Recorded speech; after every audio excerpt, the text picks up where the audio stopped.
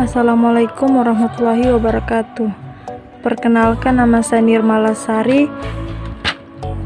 salah satu mahasiswi Universitas Tadulako, Fakultas Ilmu Sosial dan Ilmu Politik, program studi Sosiologi dengan stambuk B20119008.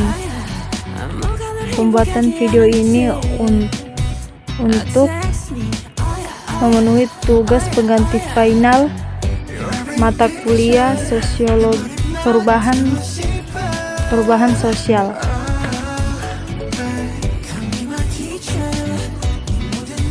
Buku yang saya baca adalah buku Perubahan Sosial dan Strategis Komunikasi yang diterbitkan oleh Wade Group.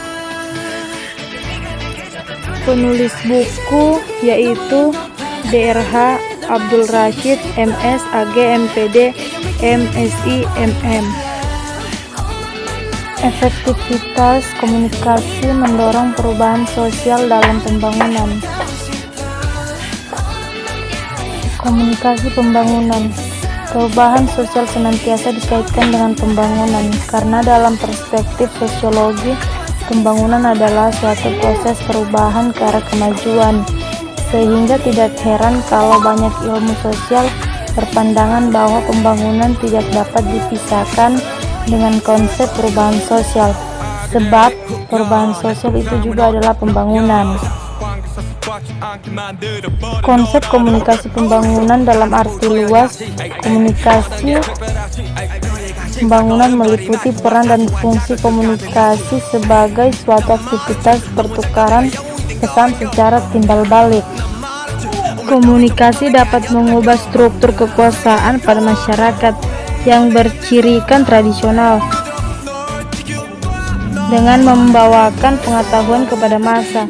Mereka yang beroleh informasi akan menjadi orang yang berarti, dan para pemimpin tradisional akan tertantang oleh kenyataan bahwa ada orang-orang lain yang juga mempunyai kelebihan dalam hal memiliki informasi.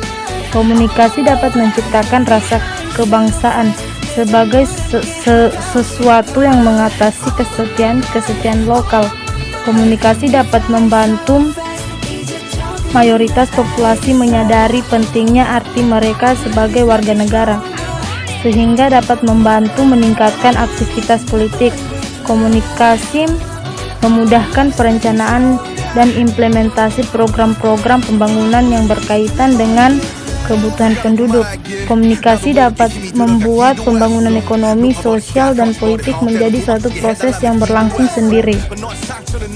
Pembangunan komunikasi dan informasi bertujuan meningkatkan peran komunikasi dan informasi dalam proses pencerdasan warga negara, sehingga mampu meningkatkan kualitas partisipasi masyarakat. Program pembangunan komunikasi dan informasi diwujudkan melalui program-program pengembangan pers dan media massa, peningkatan prasarana penyiaran dan jaringan informasi, serta peningkatan kualitas pelayanan informasi publik.